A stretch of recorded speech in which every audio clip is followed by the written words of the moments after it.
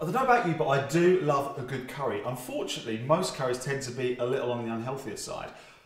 A little tweak on the ingredients and you can actually make one that's fantastic for you. This one is awesome. So simple to make, fantastic for the skin too. So I'm going to start off with a bit of coconut oil. Really, I only ever use 2 oils for cooking. That's going to be olive or coconut. So much you can say about coconut oil. I mean, you could literally, you could fill a book with it. But I mean, there's antiviral activity. It's a great little energy boost.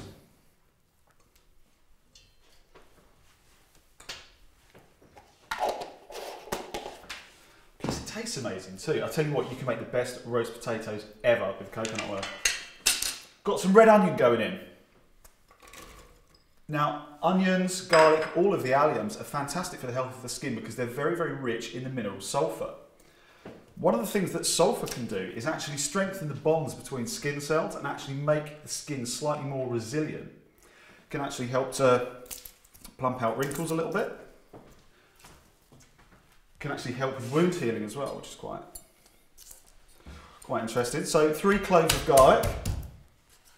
So this is probably not the best choice before a date, very unlikely to end well, but so you've got 3 cloves of garlic going in here. Again, that's really, really upping that sulfur hit. You've got loads and loads of that vital mineral going in. Plus, I mean, garlic's got so many amazing benefits for lots of different body systems. I mean, it's fantastic for heart circulation. It's a, quite an effective antiviral actually. Some really interesting studies been done. Fantastic for digestive health. So a good ingredient overall. But definitely don't neglect the alliums like, onions, leeks, garlic. If you want to keep the skin looking nice and smooth, keep it supple. So you don't want to chop it too small, you can be fairly coarse with this because it's going to be simmering away for a while, so you're not going to get big chunks of raw garlic in it. So I've got those going in. Then in with 1 green chilli. Now, I do like to keep the seeds in. The seeds and the membrane inside, that's where the heat is. If you're a bit of a wuss when it comes to chilli, don't worry about it. You can discard those. You'll still get a little bit of a kick.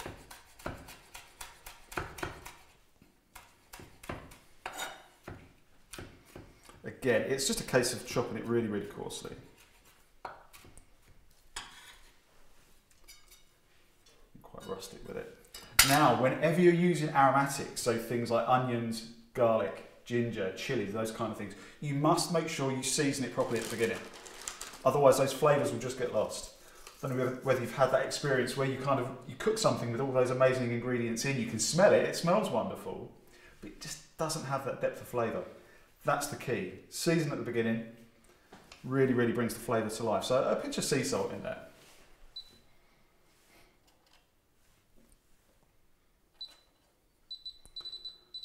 So I'm going on to quite a high heat. You're going to be sautéing this until like the onion softens really. It will start to get translucent. So these have kind of been sautéing for what, 6 to 8 minutes. You need to get it to the point where the onion's quite soft and it will start to turn see-through. At that point, that's when you bring the spices in. So first thing to go is some ground coriander. Probably going in with about a teaspoon really. That should be enough. Next thing to go in is ground cumin. Be really careful with this one. If you overdo it, it will completely overpower the dish. So tiny little increments. You can always put more in if you want to. I'm going for a maximum of about half a teaspoon of this one. So there we go. And finally turmeric. Turmeric's incredible. It's actually got some quite potent anti-inflammatory activity. And if you see the colour of it, you see that bright, vivid orange colour, it's the compounds that give it that colour that actually deliver the anti-inflammatory activity. A group of compounds called curcuminoids. And one of the things that we understand about these is that they can actually interrupt some of the chemical pathways that switch inflammation on. Then some cinnamon bark. Literally just break it up into a couple of bits. Straight in.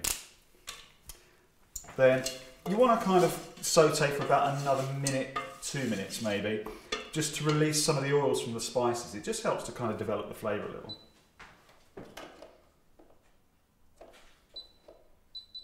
So that's been sauteing for like another 2 minutes now. What you'll find is that some of these spices will actually kind of stick to the bottom of the pan a little bit. Get in there and actually scrape them. They will start to caramelise, and that gives you a much deeper flavour. So really get in there, scrape some of those off, and that really gives you just a much deeper flavour.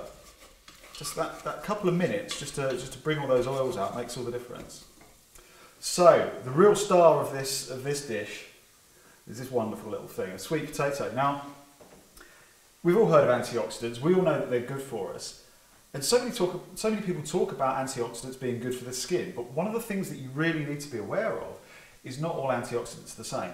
And not all antioxidants are good for the skin. The ones you need to go for are ones that are actually fat soluble. Now this means that by their very nature they will actually start to accumulate in fatty tissues, like the subcutaneous layer of the skin. Generally you want to look for things that are bright orange or yellow in colour, okay? So you see that lovely orange colour pigment, that's a fat-soluble antioxidant called beta-carotene, probably the most abundant fat-soluble antioxidant around. Regular consumption of these will actually cause those compounds to accumulate in that base layer of the skin. When they do that, they can actually deliver some anti-inflammatory activity. They can protect structures like collagen and elastin from free radical damage, so it can actually have like an anti-aging effect as well.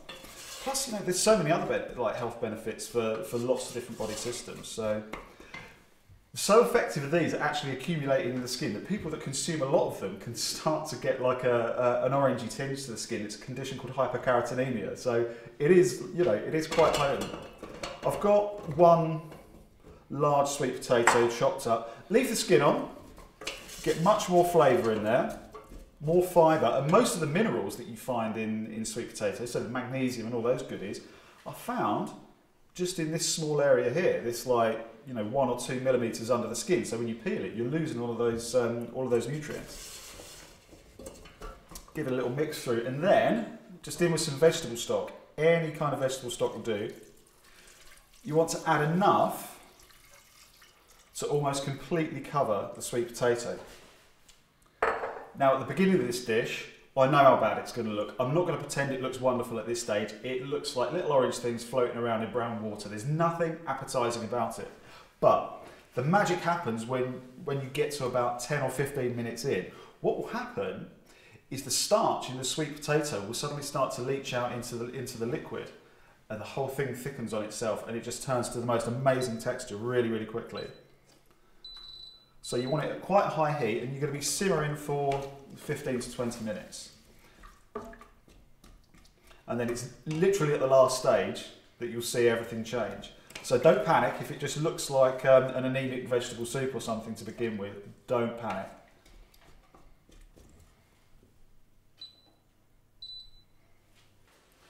Right, so this has kind of been simmering away and doing its thing for the best part of 20 minutes now. And you'll see that the texture has changed so much. See, it's like really thick and almost like a kind of dansak sort of texture, and it's got that lovely lingering sweetness that you get in a dansak as well. So, last ingredient to go in is a little bit of baby spinach. Now, believe it or not, spinach has actually got loads and loads of beta-carotene in it as well.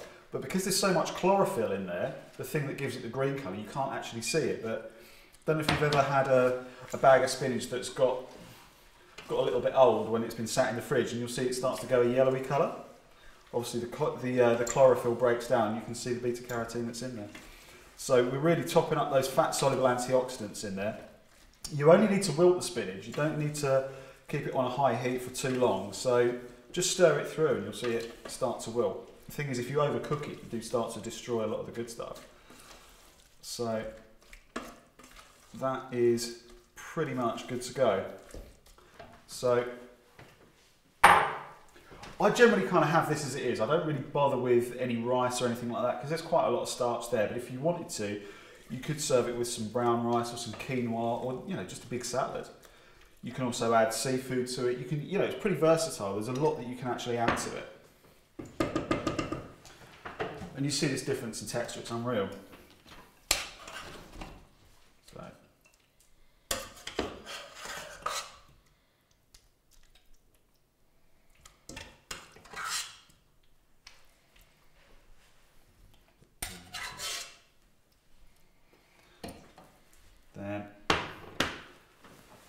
coriander on there.